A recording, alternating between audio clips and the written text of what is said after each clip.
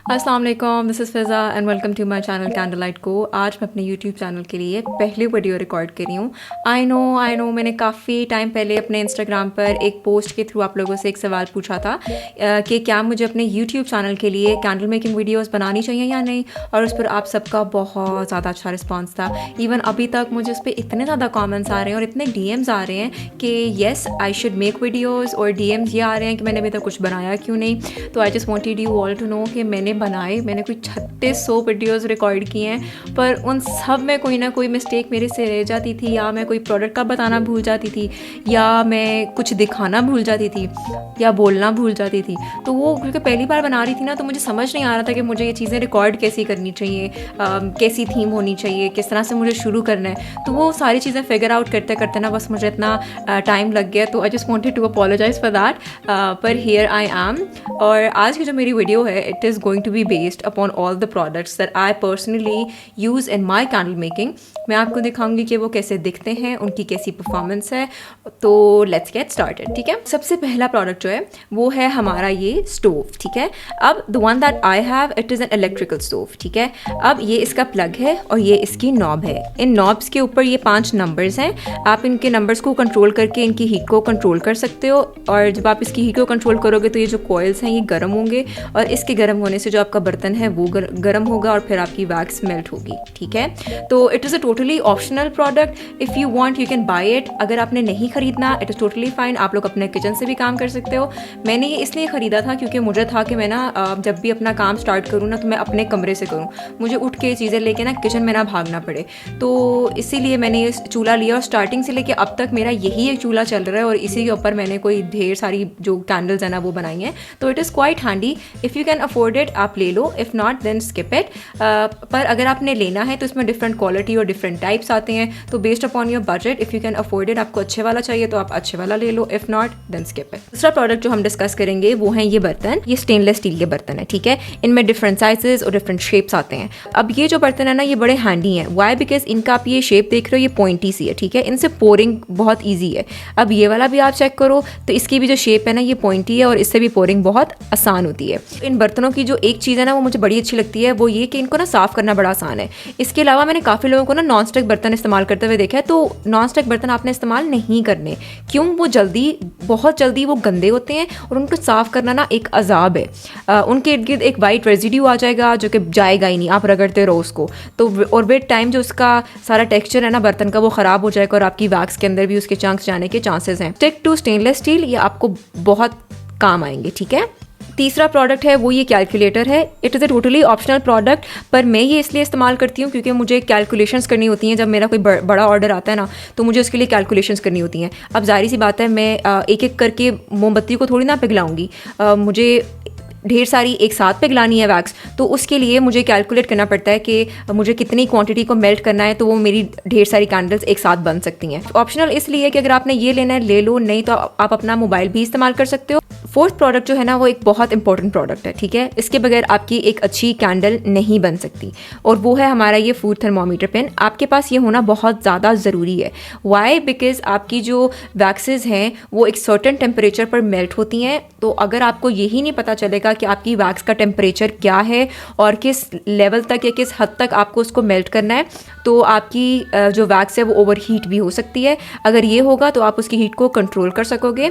फिर एक certain temperature होता है जिस पे आपको फ्रेग्रेंस ऑयल पोर करनी होती है, और फिर एक सर्टेन टेम्परेचर होता है जिस पे आपको मोल्ड्स में या जार में पोर करना होता है ये वैक्स।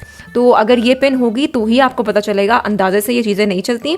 अगर आप अंदाजे पर चलोगे और अपनी मर्ज़ी से आप वैक्स को किसी भी टाइम पर पोर कर दोगे या वैक्स को हीट करोगे, तो आपकी वैक्स ख़राब बनेगी, वो टेक्सचर्ड होगी, उसमें वाइट स्पॉट्स आ जाएंगे, उसमें सिंक होल्स आएंगे, छोटे छोटे स्पॉट्स आ जाएंगे, एक अनइवन गंदी दिखती हुई कैंडल बनेगी आपकी। तो ये होना लाजमी है। ठीक है, another important product is a food scale. ये आपके पास एक अच्छी क्वालिटी, एक अच्छी कंपनी का होना बहुत ज़रूरी है। वाई? बिकॉज इससे आपको अपनी वैक्सेस और जो अपने फ्रेग्रेंस ऑयल है उनको मेजर करना होता है।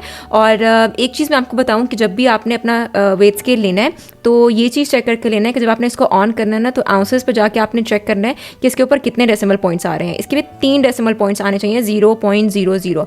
अब क्यों?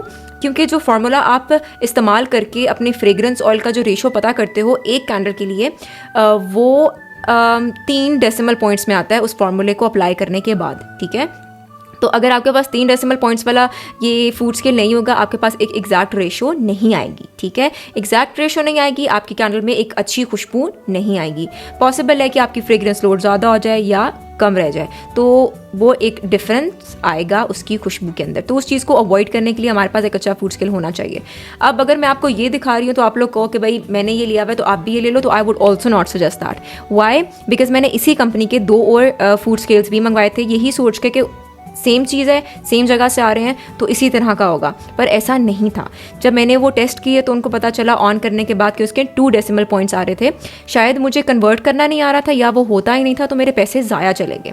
तो आई वुड सजेस्ट कि अगर आपने फूड स्केल लेना या कोई भी अप्लायंस लेना तो खुद जाके मार्केट में वहाँ से टेस्ट करके लेके आएँ, ताकि आपके पैसे बार बार ज़ाया मत हों। एक तो वो टाइम भी बहुत लेते हैं चीज़ ऑनलाइन आने में, और चीज़ ख़राब निकले आगे से तो फिर ज़्यादा ही है चीज़ का। तो उस चीज़ को अवॉइड करने के लिए go and buy it from the market by yourself, ठीक है। Other important product is this heating gun. आपके पास एक अच्छी क्वालिटी की हीटिंग गन भी होनी ज़रूरी है। वाई? बिकॉज ये इस्तेमाल होती है आपकी कैंडल की टॉप को स्मूथ करने के लिए। अगर कोई एयर बबल्स या कोई एयर पॉकेट्स हैं तो उनको एलिमिनेट करने के लिए आप इसकी मदद से अपनी कैंडल को रीहीट कर सकते हो। इसके जार को बाहर से आप इससे अपने बर्तन भी साफ़ कर सकते हो। वो कैसे कि आपने अपनी हीटिंग गन को ऑन किया और अपने बर्तनों को ऐसे रीहीट करके तो अपनी वैक्स को उससे साफ़ कर लिया, ठीक है। अगला प्रोडक्ट जो है वो है हमारी ये कैंडल डाइज। अच्छा, अब कैंडल डाइज 3 तरह की होती हैं, ठीक है। आपके पास ये लिक्विड डाइज आते हैं, फिर आपके ये पाउडर पिगमेंट्स आते हैं, फिर आपके ये इस तरह के पैकेट्स में आते हैं चंक्स की फॉर्म में, ठीक है। अब जो आपके जो लिक्विड डाइज हैं इनको इस्तेमाल करना ज़्यादा आसान है। वाई? बिकॉज आप इनको, आपकी जब वैक्स मेल्ट हो जाती है, आप इनको बाद में भी ऐड करो तो ये अच्छे से ब्लेंड हो जाते हैं, ठीक है। प्लस इनकी जो कंसनट्रेशन है वो भी बड़ी स्ट्रॉन्ग है, तो a little goes a long way. फिर हमारे पास आते हैं ये पिगमेंट पाउडर्स, और ये मेरे फेवरेट हैं। वाई? बिकॉज ये 2 in 1 काम करते हैं। वो कैसे कि ये आपकी कैंडल को शाइन भी देते हैं और ये आपकी कैंडल को कलर भी देते हैं, ठीक है। फिर हमारे जो ये आते हैं पैकेट्स, ये आपके चंक्स हैं और ये कुछ इस तरह के दिखते हैं। ये क्योंकि सॉलिड शक्ल में है तो इनको प्रेफर किया जाता है कि ये जब भी आप अपनी वैक्स को मेल्ट करो ना तब ही डालो, क्योंकि ऑब्वियसली सॉलिड फॉर्म है तो इनको मेल्ट होने में भी टाइम लगता है। अगर आप इसको वैक्स मेल्ट करने के बाद डालोगे तो इट इज़ पॉसिबल कि ये अच्छे से आपकी वैक्स के अंदर ब्लेंड ना हो और कहीं ना कहीं इसके चंक्स रह जाएं, तो वो देखने में भी आपको ये इतना अपीलिंग नहीं लगेगा। अगर आप इसको वैक्स मेल्ट होने के बाद ऐड करोगे तो ये भी पॉसिबल है कि इनके चंक्स कहीं ना कहीं बीच में रह जाए और अच्छे से ब्लेंड ना हो, तो ये आपकी कैंडल अच्छे से फिर दिखेगी नहीं, या जब वो सॉलिड हो जाएगी तो उसकी चंक्स इधर उधर कहीं ना कहीं पड़े हुए होंगे और वो देखने में अच्छा नहीं लगता, ठीक है। अगला जो इंपॉर्टेंट प्रोडक्ट है वो है हमारे पास ये फ्रेग्रेंस ऑयल। ये मेरे पास जो है ये इस तरह की स्टेनलेस स्टील बॉटल के अंदर है। अब आपके पास एक अच्छी कंपनी का फ्रेग्रेंस ऑयल होना ना बहुत ज़रूरी है। वाई? बिकॉज एक अच्छा फ्रेग्रेंस ऑयल होगा तो वो एक अच्छी फ्रेग्रेंस प्रोड्यूस करेगा, ठीक है। एक चीज़ जो मैं आप लोगों को बताना चाहती हूँ वो ये कि असेंशियल ऑयल में और फ्रेग्रेंस ऑयल में फ़र्क है। असेंशियल ऑयल इतने स्ट्रॉन्ग नहीं है जितने फ्रेग्रेंस ऑयल्स हैं, तो जब भी आपने लेना है आई वुड सजेस्ट कि असेंशियल ऑयल को अवॉइड करें, सिर्फ फ्रेग्रेंस ऑयल लें और उन्हीं कंपनी से लें जो ये क्लेम करती हैं कि उनका फ्रेग्रेंस ऑयल कैंडल्स के लिए है, ठीक है। हर एसेंशियल ऑयल भी कैंडल्स के लिए नहीं है और वो इतने हाईली कंसनट्रेटेड भी नहीं है कि आप उनको कैंडल्स में डालो। अगर आप एसेंशियल ऑयल डालोगे तो आपको उसकी ढेर सारी अमाउंट डालनी पड़ेगी और पॉसिबल है कि ढेर सारी अमाउंट डालने के बाद भी आपको वो डिज़ायर्ड खुशबू ना मिले जो आप चाहते हो कि उससे आए, ठीक है। पर फ्रेग्रेंस ऑयल अगर आप थोड़ा सा भी डालोगे ना तो इट इज़ पॉसिबल कि एक छोटी अमाउंट से भी आप एक अच्छा स्ट्रॉन्ग सेंटेड कैंडल प्रोड्यूस कर सको। तो ये छोटे छोटे फैक्टर्स हैं जो अमूमन बिगिनर्स को नहीं पता है या किसी को भी नहीं पता है, और स्टार्टिंग में वो एसेंशियल ऑयल से स्टार्ट कर लेते हैं और फिर बाद में उनको पता चलता है कि भाई इतने पैसे तो हम लोगों ने ज़ाया ही किए हैं। तो I just want you all to know कि आप लोगों ने हरकत नहीं करनी, आपके पैसे ज़ाया होंगे। Now the next product is wicks, ठीक है। अब there are different type of wicks. हमारे पास सबसे पहले जो हम लोग डिस्कस करेंगे वो ये इस तरह के रोल्स आते हैं, ठीक है। This is cotton wick and this is eco Wick.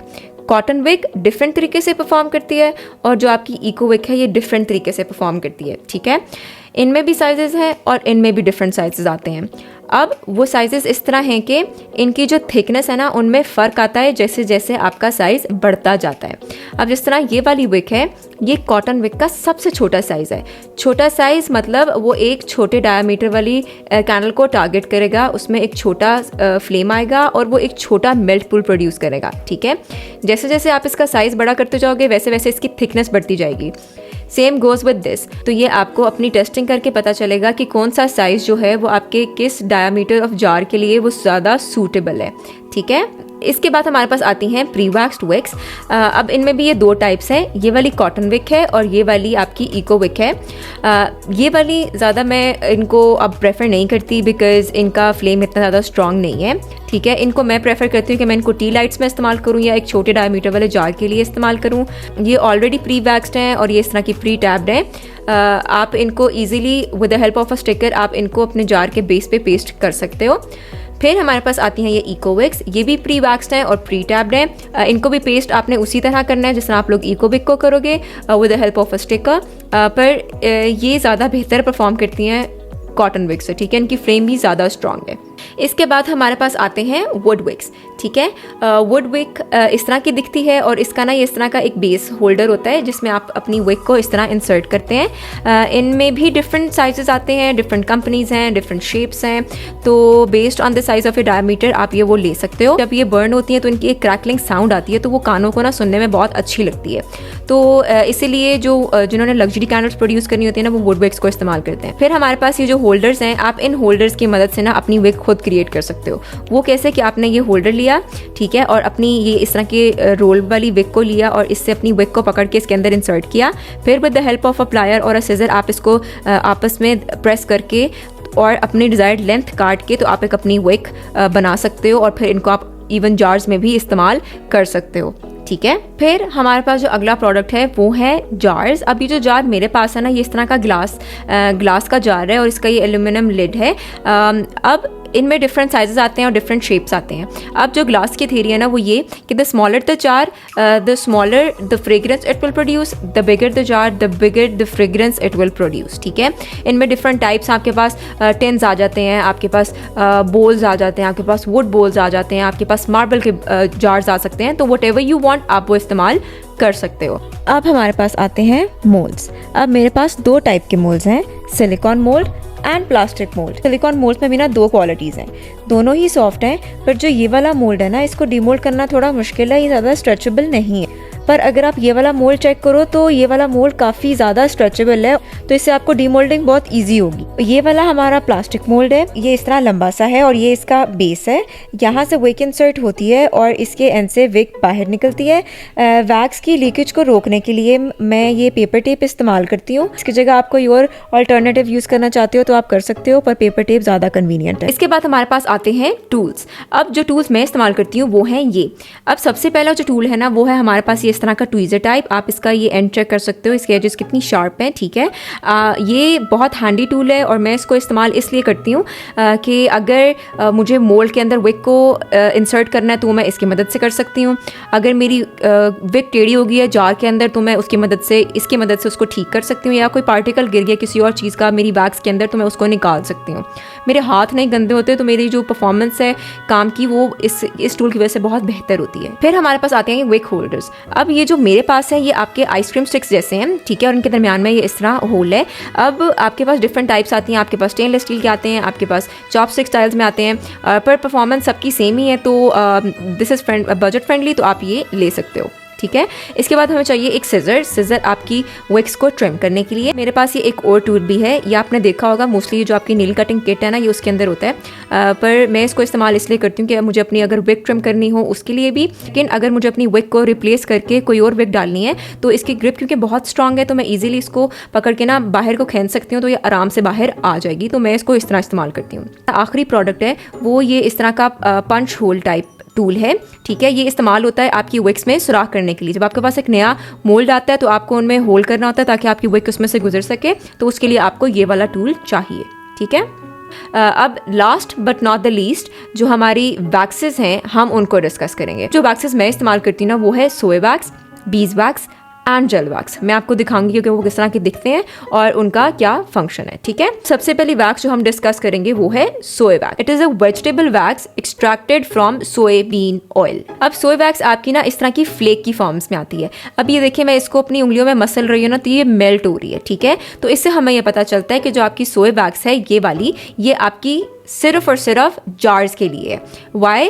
Because by nature it is soft. तो सॉफ्ट चीज आपकी जार में ही जाएगी। There are different type of soya waxes और सबका डिफरेंट मेल्टिंग पॉइंट है। आपकी सोया वैक्स फ्लेक की फॉर्म्स में आती है, पैलेट की फॉर्म्स में और ब्लॉक की फॉर्म्स में भी आती है। सोया वैक्स है ना, ये एक सेंसिटिव वैक्स है, मतलब कि ये जार की एडहेशन को ना डिफरेंट तरीके से रिएक्ट करती है। पॉसिबल है कि आपकी जार को अच्छे से पकड़ के रखे या टेम्परेचर के ऊपर नीचे होने की वजह से आपकी जो वैक्स है वो एक मुख्तलिफ तरीके से रिएक्ट करे। जो सबसे बड़ा प्लस पॉइंट है ना सोया वैक्स का, वो ये है कि ये बाकी वैक्सेस से ज़्यादा सस्ती है, इसीलिए ये ज़्यादा इस्तेमाल की जाती है। जो दूसरी वैक्स है वो है बीज वैक्स, और बीज वैक्स आपकी कुछ इस तरह की दिखती है। ये इस तरह की पैलेट्स की फॉर्म में है और ये प्योर वाइट कलर है इसका, और ये आपकी हार्ड वैक्स है। ये आपकी इस्तेमाल होती है मोल्ड्स के अंदर। येलो बीज वैक्स की मोस्ट रिफाइंड फॉर्म है, और जब ये रिफाइन हो जाती है तो ये बिल्कुल कलरलेस और सेंटलेस हो जाती है। तो फिर इसमें आप लोग अपनी मर्जी की खुशबू भी डाल सकते हो, प्लस फिर आप इसमें जो मर्जी कलर भी ऐड करना चाहो आप वो भी कर सकते हो। क्योंकि ये एक हार्ड वैक्स है तो इसका जो बर्न टाइम है ना वो भी ज़्यादा होता है। थर्ड हमारे पास आती है ये जेल वैक्स। जेल वैक्स जो है ये इस तरह की दिखती है, बिल्कुल सॉफ्ट है, ट्रांसपेरेंट है,